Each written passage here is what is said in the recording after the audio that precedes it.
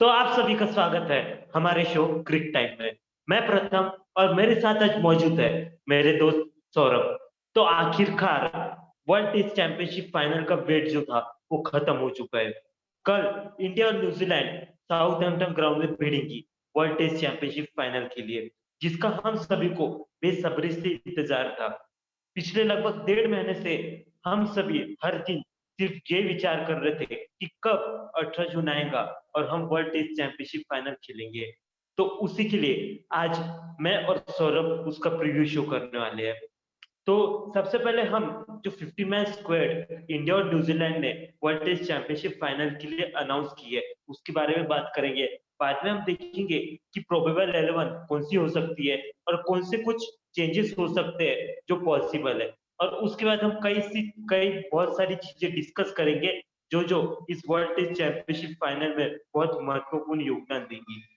तो मैं सौरभ को बोलना चाहूंगा कि वो सबसे पहले 50 मैन स्क्वाड जो इंडिया और न्यूजीलैंड ने अनाउंस की है वो दोनों बता दे। जी हाँ। और मैं चालू करता हूँ न्यूजीलैंड के साथ। न्यूजीलैंड के कप्तान है केन विलियमसन। वाइस कैप्टन है टॉम लेथम।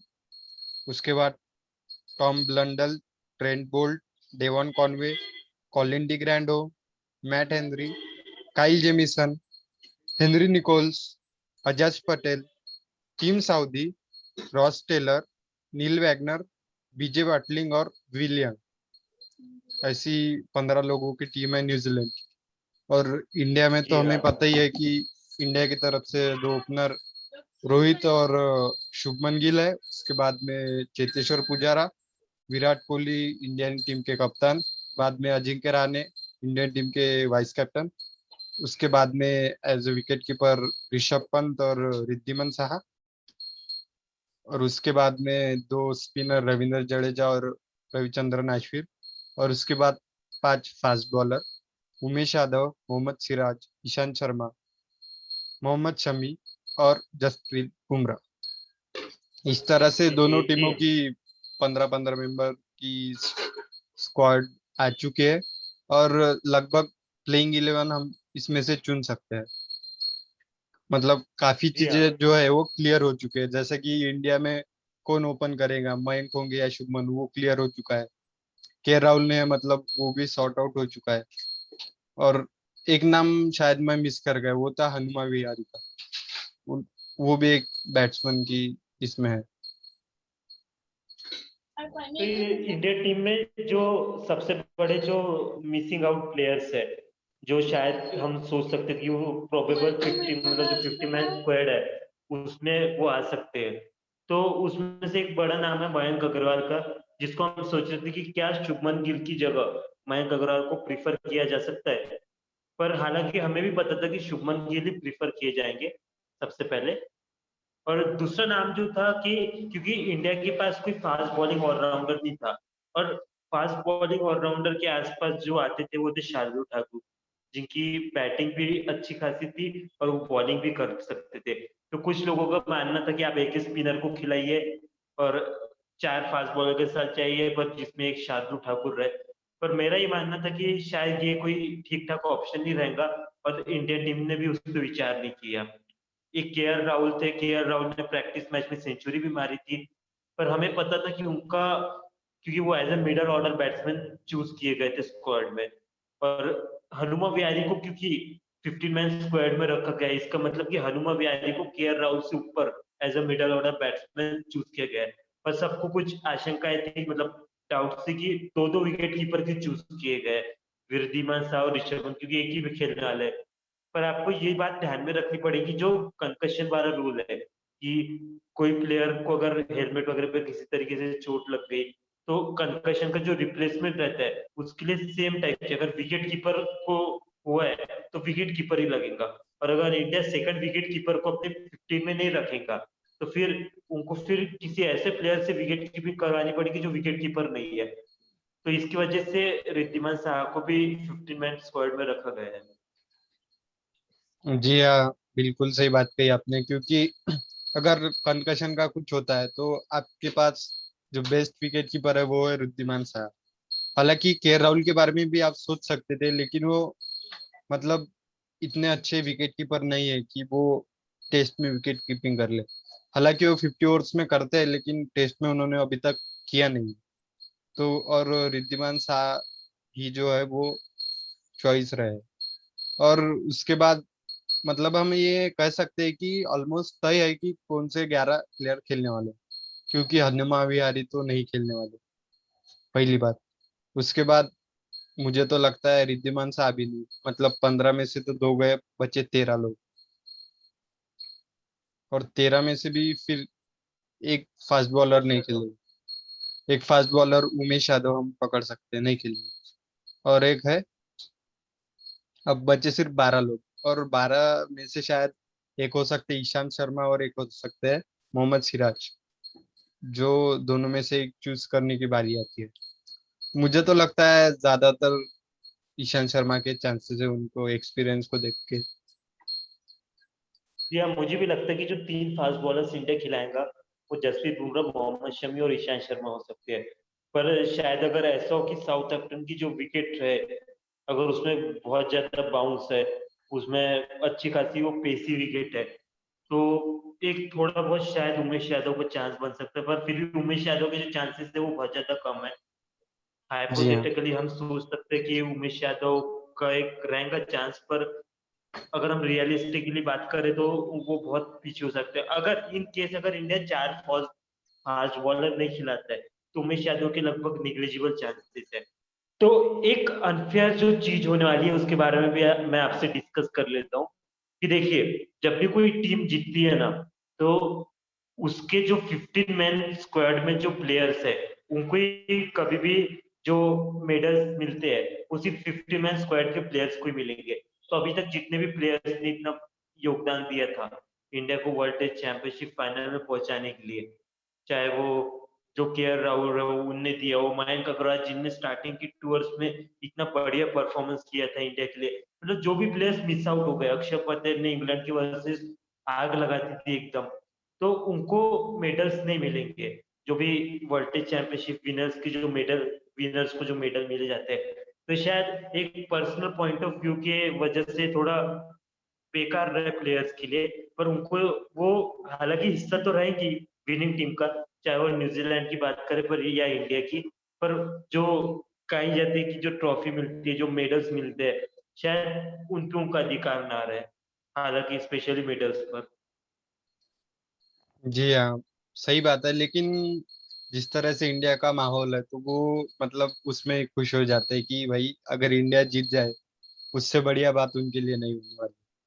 और जिस तरह से सभी ने परफॉर्म किया है, जितने भी लोग वहां पे मौजूद है, मतलब जो सबसे पहले टीम चुनी गई थी पूरे टूर के लिए, मतलब इंग्लैंड टूर के लिए भी, वो सब ने बहुत ही अच्छा परफॉर्मेंस किया है। भले वो शार्दुल ठाकुर ने जो लास्ट मैच में किया, और वॉशिंगटन सुंदर ने जो किया अपने बल्ले के साथ, वो बहुत ही मतलब बढ़िया था। और वो तो सबको पता है कि भाई इन्होंने किया है इंडिया के लिए। भले ही उनको नहीं मिलेगा, लेकिन उनको उनका नाम तो याद आएगा ही जब भी वो टेस्ट मैच याद आए। नहीं, पर आज से अगर 10-12 साल बाद जब ये चीजें मतलब रिकॉल बैक करेंगे, तो सबसे पहले मतलब किसी भी प्लेयर को लगता है ना कि अगर मैं जी हम जीते तो एक मेडल मेरे पास जरूर होना चाहिए था, जिसे मैं अपने बॉल पे टांग के रखूं, कोई भी आए तो उसे देखे, मैं खुद भी मुझे देखना रहा तो भी मैं उसे देखूं। और ठीक है, वो किसी न किसी को तो मिस होना ही था हालांकि। वो भी बात है कि मतलब कोई ये नहीं देखने वाला कि आपने 2 साल में क्या किया। जी। जो भी देखेगा वो देखेगा फाइनल में क्या हुआ। वो तो एक बात है बोलना, लेकिन अब कुछ ना कुछ 11 किसी ही न प्लेयर किसी को तो खेल मिस सकते होना ही हैं। था। सब प्लेयर तो खेल नहीं जी। सकते, 11 प्लेयर जो है वो बेस्ट प्लेयर ही वहां पे खेलने वाले हैं। और न्यूजीलैंड का भी लगभग तय कर सकते हैं हम उनकी प्लेइंग 11। जैसे कि इंडिया की 11 है, वैसे ही उनकी भी हो सकती है, मतलब ज्यादातर उनमें भी चेंजेस नहीं होंगे। एक स्पिनर अजज हालांकि पटेल। इंडिया ये से इंडिया से ज्यादा इजीली हम न्यूजीलैंड की टीम पिक कर सकते हैं, क्योंकि इंडिया में जो एक स्पॉट है, मतलब वो फास्ट बॉलर, मतलब बॉलिंग एरिया में एक कंसर्न है। पर अगर हम न्यूजीलैंड की बात करें तो मुझे नहीं लगता कि कुछ उन्हें दिक्कत होने वाली है सही बात पिक है, करने क्योंकि में। शायद टॉम ब्लंडल मिस आउट कर जाएंगे, क्योंकि डेवन कॉनवे जी ने बहुत ही अच्छा परफॉर्मेंस दिया था। अपने डेब्यू पर ही 200 जड़ दिए थे उन्होंने। और उसके बाद शायद मैट हेनरी, जिन्होंने सेकंड मैच में बहुत ही अच्छा प्रदर्शन किया इंग्लैंड के खिलाफ, वो भी शायद नहीं रहने वाले हिस्सा। और उसके बाद बीजे वाटलिंग तो खेलेंगे, मतलब दो प्लेयर हट गए, अब बचे 13 प्लेयर्स। उसमें से एक हम्म। स्पिनर शायद अजज पटेल खेल जाए। और सिर्फ अजाज पटेल ही एज अ स्पिनर चूज किए गए, मिचेल जी हाँ, स्टैंटन नहीं है उसको। हाँ जी। उनको मतलब इंजरी का कुछ तो कंसर्न था उनका। और शायद young, Kyle Jameson, will young Trent और बोल्ट कॉलिन और डिग्रैंडो। हाँ जी हाँ, और वो विल यंग जो है वो भी नहीं रहेंगे, मतलब 13 लोग बचे। और एक, अच्छा, 13 लोग, 3 लोग हो चुके हैं, 12 लोग बचे, मतलब शायद वो नील वैगनर के साथ ना जाए, ऐसा भी हो सकता जी नहीं, देखिए जो 4 प्लेयर मेरे हिसाब से मिस आउट करने वाले हैं वो रहेंगे टॉम ब्लंडर, विल यंग और टॉम ब्लंडर, विल यंग, है। Matt Matt Henry Henry. और कॉलिन डिग्रैंडो। शायद ये 4 प्लेयर्स मिस करने वाले हैं जी हाँ, ऐसा भी हो प्लेइंग सकता है, 11 में। क्योंकि आप ज्यादा चांसेस नहीं ले सकते कि स्पिनर को बिठा दे और एक ज्यादा फास्ट बॉलर ले ले, क्योंकि जेमिसन तो अच्छी बैटिंग करती है नीचे। पर फिर आपको ये देखना होगा कि जो रिकॉग्नाइज बैटिंग है न्यूजीलैंड की वो 7 नंबर पे रुक जाएंगी। मतलब छह छह पे बीजी वॉटलिंग आएंगी, फिर 7 पे काइल जेमिसन जेमिसन और भी फिर अजस पटेल बैटिंग इतनी ठीक ठाक नहीं कर सकते। हालांकि बोल्ट और साउदी के कुछ कुछ रिकॉर्ड्स है, पर हम उन्हें उन पे कंसीडर नहीं रिलायबल कर नहीं रह सकते। सकते न्यूजीलैंड। जी हाँ। जी हाँ। तो अगर वैसे तो कॉलिन डी ग्रैंडोम रहते थे, वैसे अगर तो विराट कॉलिन डी कोहली ने भी ग्रैंडोम जो रहते थे। 2008 में, आपको याद होगा, अंडर 19, वहां पे तो विराट कोहली ने 2 विकेट लिए थे। तो मतलब हम ज्यादा जी अभी थोड़ी एक्सपेक्ट कर सकते कि वो अच्छी बल्लेबाजी करेंगे। जी। और क्वालिटी ग्रैंडोम अगर टीम में आती है तो वो, क्वालिटी ग्रैंडोम ने इंडिया के खिलाफ बहुत बढ़िया परफॉर्मेंस की है, ये सभी जी को हाँ। पता है। क्योंकि उनके पास पेस नहीं है, पर वो जिस जिस गति में मतलब मीडियम पेस पे स्विंग कर रहे थे और जिस लाइन लेन पे बॉलिंग करते हैं वो बहुत परेशान करती है इंडियन प्लेयर्स को ना। पेसी विकेट, बाउंसी विकेट से डर नहीं लगता, पर जहाँ पे अगर बॉल ज्यादा स्विंग होने लग जाए तो फिर जो उन्हें जरूर वहां पे प्रॉब्लम आती है। जी हाँ, और देखना होगा कि स्विंग का भी जी इतना नहीं, लेकिन जो एक्स्ट्रा बाउंस होता है, मतलब जो काइल जेमिसन कर सकते हैं इंडिया को तंग, विद एक्स्ट्रा बाउंस, क्योंकि वो चौंकाने वाला होता है। अचानक से आप वहीं पे बॉल डाल रहे हैं, लेकिन वो ज्यादा बाउंस हो रही है। जी हाँ।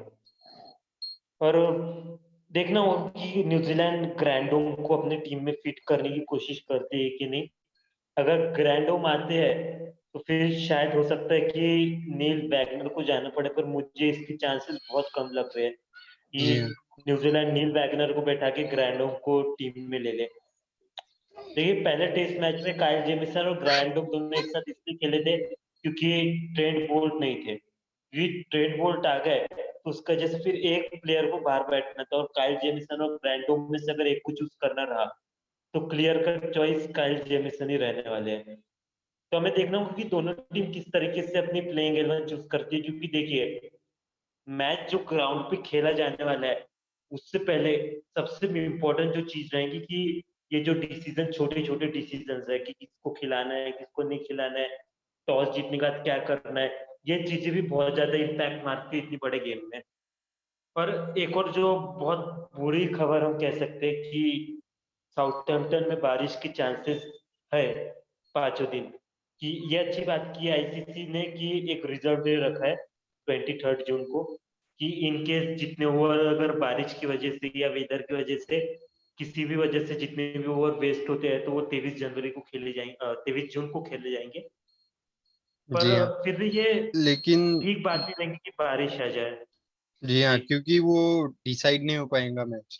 अगर आपके पास अच्छा चांस था, मतलब क्योंकि उतने में विंडो खाली है, तो थोड़ा आप बढ़ा सकते थे, लेकिन एक रिजर्व डे में इतने, अगर बहुत सारे दिन, हमको पता है इंग्लैंड में एक बार बारिश शुरू हो जाए तो वो 2-3 दिन ऐसे रुकती नहीं। तो अगर चांस था तो आप एक्स्ट्रा 2 दिन रख सकते थे, मतलब रिजर्व डे के तौर पर। लेकिन नहीं हम सौरभ देखते हैं कैसा होता है।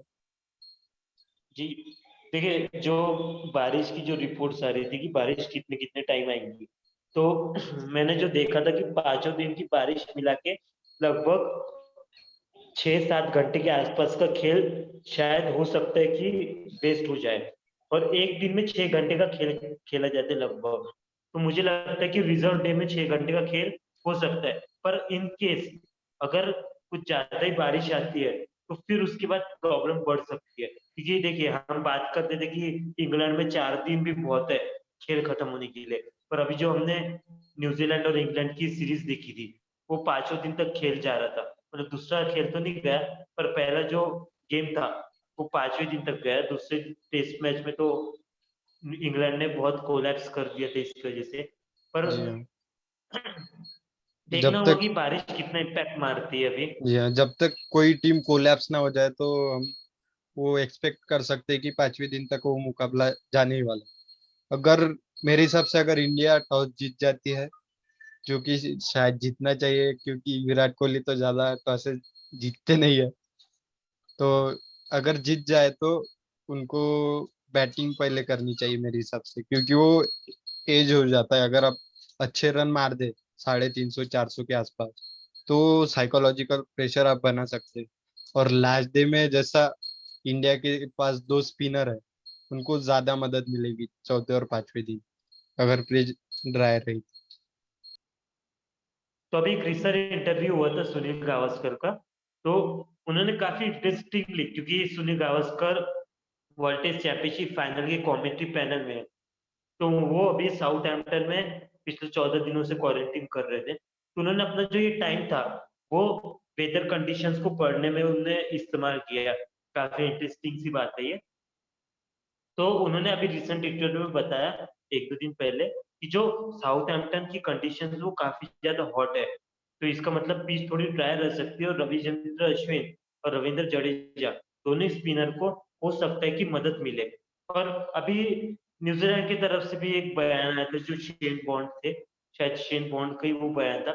शेन बॉन्ड ने कहा था कि अगर न्यूजीलैंड टॉस जीत जाती है तो उन्होंने इंडिया को बैटिंग करने बुलाना चाहिए, क्योंकि उन्हें लगता है कि अगर इंडिया बैटिंग करने आएंगी तो न्यूजीलैंड के फास्ट बॉलर्स इंडिया को कोलैप्स कर सकते हैं अगर इंग्लैंड इंडिया की बैटिंग रही तो। आपका क्या मानना है सौरभ इस बात पे?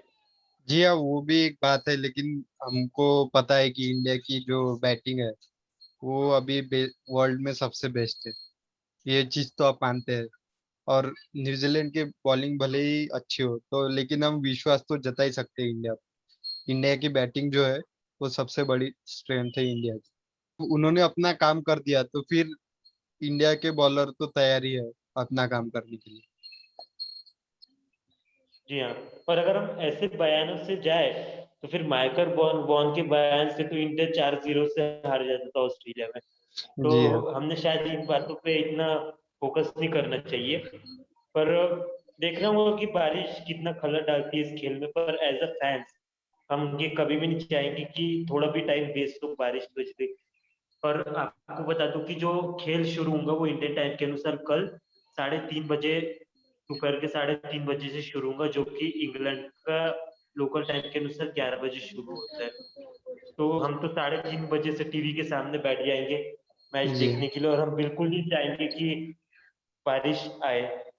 अब देखना होगा अगर हम 11 की बात करें सौरभ, क्योंकि देखिए ये सवाल तो बिल्कुल मतलब मैनेजमेंट ने अभी तक शायद डिसाइड कर लिया हो इस चीज पे कि कौन खेलने वाला है हमारा एक फास्ट बॉलर, क्योंकि बुमराह और शमी, इन दोनों से तो मुझे नहीं लगता कि इंडिया में कुछ शक होगा कि वो कॉम्प्रोमाइज भी करेंगे दोनों में। ठीक, ईशांत को भी कॉम्प्रोमाइज नहीं कर सकते, पर क्योंकि सिराज ने इतना इम्पैक्ट डाल दिया इतने ये टाइम में कि एक छोटा सा सवाल ईशांत पे आ जाता है, नहीं तो ईशांत के पास जितना एक्सपीरियंस है।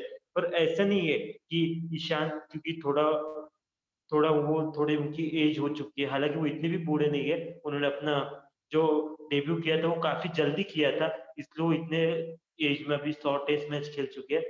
फिर भी ऐसा नहीं है कि वो एज के साथ उनका परफॉर्मेंस घटा है, उनका एज के साथ जेम्स एंडरसन जैसा परफॉर्मेंस ऊपर ही गया है। तो मुझे तो लगता है कि इंडिया ईशांत के साथ जाएगा, पर क्योंकि देखिए इंडिया के पास ना जो ये तीनों बॉलर्स है, ईशांत शर्मा, जसप्रीत बुमराह, मोहम्मद शमी, ये तीनों बॉलर सीम बॉलर है। और इंडिया के पास जो एकमात्र स्विंग बॉलर है ना, वो है मोहम्मद सिराज। और साउथ हैम्पटन में अगर इस तरह की कंडीशंस रही, क्योंकि बारिश के संकेत है, तो बारिश की वजह से बादल रहेंगे, हवाएं चलेंगी, तो इस ऐसे माहौल में टीम को तो पिच से मदद मिलती है, पर ऐसे माहौल में स्विंग को मदद मिलेंगी। और इंडिया के पास सिर्फ एक ही बॉलर है जो स्विंग करा सकता है, वो है मोहम्मद सिराज। तो अब देखना होगा कि किस तरीके से अब इंडिया ये करती है। अगर अगर बहुत ही ज्यादा कंडीशन इस तरीके से रही कि बारिश की हालत रही, तो मुझे लगता है कि फिर इंडिया ने एक स्पिनर के साथ ही जाना चाहिए।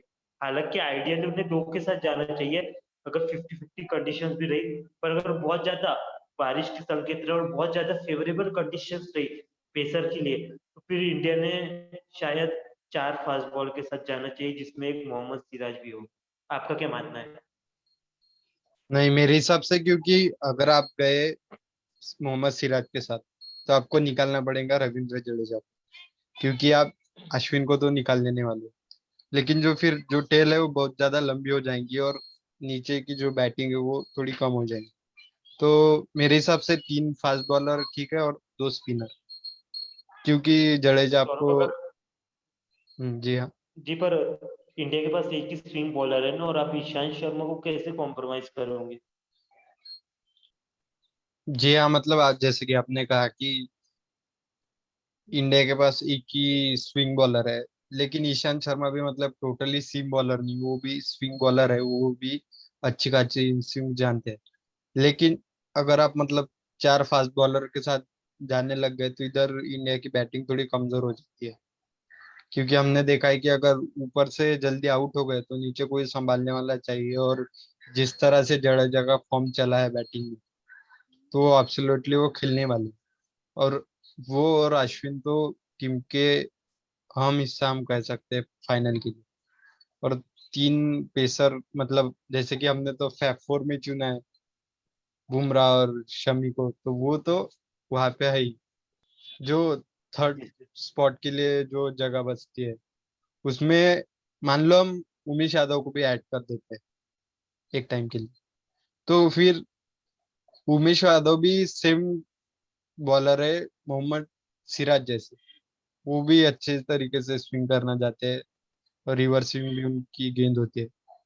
लेकिन मेरे हिसाब से तो ज्यादातर ईशांत शर्मा को चांस मिलते हुए दिख रहा है। देखिए, हम जो अभी ये बात कर रहा था, मैं भी जो खुद बात कर रहा था कि 4 फास्ट बॉलर एक स्पिनर, मुझे बताइए सब हाइपोथेटिकल चीज है।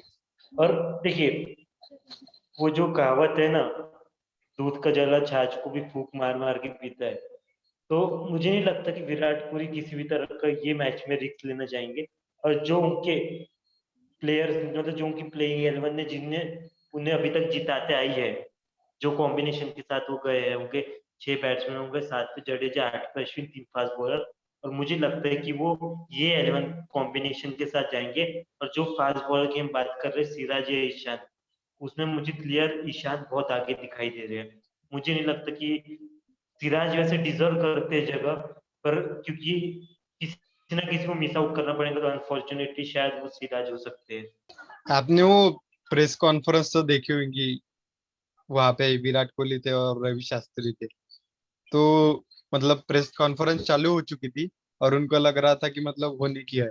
तो वो तब डिस्कस कर रहे थे कि डेवन कॉनवे को कैसे आउट कर सकते हैं। तो उन्होंने बोला था कि लाला यानी मोहम्मद शमी और मोहम्मद सिराज के साथ राउंड विकेट वो अटैक करेंगे ऐसा। तो मतलब उन्होंने हिंट टाइप दे दी थी कि मोहम्मद सिराज भी खेल सकते हैं। तो क्या मतलब, क्योंकि उसी स्टेटमेंट से मतलब ये कंफ्यूजन शुरू हुआ कि मोहम्मद सिराज की ईशांत शर्मा। और ये तो बहुत बड़ा सिरदर्द रहने वाला है। पर किसी ना किसी एक प्लेयर को मिस आउट करना पड़ेगा, देखते हैं, क्योंकि ये छोटा सा डिसीजन ना, ये फाइनल मतलब दाव पे लगी है, तो छोटा डिसीजन भी बहुत बड़ा ज्यादा मैटर करता है। तो जी, हमें देखना होगा कि इंडिया लेकिन किसके एक साथ बार जाती है। को मतलब ऐसा लगता है कि दिल कहता है कि ईशान को लेना चाहिए, लेकिन दिमाग कहता है नहीं, सिराज को लो, स्विंग गेंदबाजी ये वो। अब देखते नहीं, हैं कि सौरभ क्या होता है। ईशांत के साथ ही जाएंगे जब मेरे को जो लग रहा है। और देखते हैं कि अब विराट कोहली, टीम मैनेजमेंट, रवि शास्त्री, ये लोग क्या डिसाइड करते हैं। जो भी रहे, लेकिन जी अगर हाँ। मोहम्मद सिराज रहे तो ईशांत शर्मा को कैसे बताएंगे कि आप नहीं है प्लेइंग 11 में। वो तो एक मतलब उनके लिए भी एक टेस्ट है, टेस्ट से पहले कि कैसे उनको बताएंगे कि वो नहीं है प्लेइंग 11 में। जी। हमने अभी तक बात की कि कैसे इंडिया की प्लेइंग 11 हो सकती है, किस तरह से इंडिया को अपनी स्ट्रेटेजी वगैरह करनी चाहिए। तो लेकिन उस तरीके से न्यूजीलैंड का भी जो है, उनका कैसे मतलब प्लेइंग 11 हो सकती है, वो तो लगभग फिक्स ही है उनका। लेकिन उनकी मतलब जो ओपनर है वो डेवन कॉनवे और टॉम लेथम तो होने ही वाले। लेकिन मतलब कैसा उनका फॉर्म रखता है, मतलब वो भी डिपेंड करता है। केन विलियमसन कैसा खेलते हैं, रॉस टेलर कैसा खेलते हैं, वो बहुत कुछ चीजें जो डिपेंड करेंगी ये टेस्ट कहाँ पे जाने वाला है। अगर और सौरभ विलियमसन क्या का। इंडियन बॉलर्स को केन सॉरी इंडियन बॉलर्स को ऑली रॉबिन्सन से कुछ सीखना होगा, कि ऑली रॉबिन्सन ने केन विलियमसन को बोल के आउट किया था। उन्हें टेस्ट मैच चालू होने के पहले उनसे पूछा गया था कि आपकी गेम प्लान क्या है केन विलियमसन के खिलाफ, और उन्होंने जो गेम प्लान बनाया बताया था, उसी गेम प्लान के साथ उन्होंने केन विलियमसन को आउट भी किया था सेकंड इनिंग्स में। जी हाँ, और वो ये भी देखना पड़ता है वो कितनी ईज से खेलते हैं विलियमसन, क्योंकि उनका एल्बो थोड़ा इंजर्ड है। अगर वो पर हंड्रेड अभी परसेंट वो न्यूज आ गई है कि दोनों जो टॉम लेथम और ये थे केन विलियमसन, दोनों फिट है। बीजे सॉरी, वाटलिंग। टॉम लेथम तो पहले से थे, बीजी बीजे वॉटलिंग। वाट और बीजे बीजे बीजे वॉटलिंग का ये लास्ट टेस्ट होने लास्ट वाला है। टेस्ट। जी जी हाँ, हाँ, सही वो कहा। रिटायरमेंट ले लेंगे फाइनल के बाद। वो तो है, मतलब हम पता नहीं कर सकते कि विलियमसन सच में 100% फिट है या नहीं। लेकिन वो तो खेलने आने वाले हैं, क्योंकि वो है उस टीम के कप्तान, और आप कप्तान को ऐसे बड़े मैच में मिस आउट नहीं करना चाहोगे। वो तो खेलने वाले हैं, लेकिन अगर वो उनका फॉर्म जो है वो डिपेंड करेगा कि उनकी बल्लेबाजी कैसी जाएंगी उनकी टीम की। क्योंकि वो उनकी टीम के एक स्तंभ है, मतलब तंबू में जो बम्बू रहता है उसके हिसाब से वो मतलब पूरा खड़ा होता है। वो मेन पिलर है उस टीम। जी हाँ। तो ये तो बात हो गई प्रीवियस शो की, कि किस तरीके से चीजें, जो इम्पोर्टेंट चीजें थे उस चीज के बारे में हमने बात किया।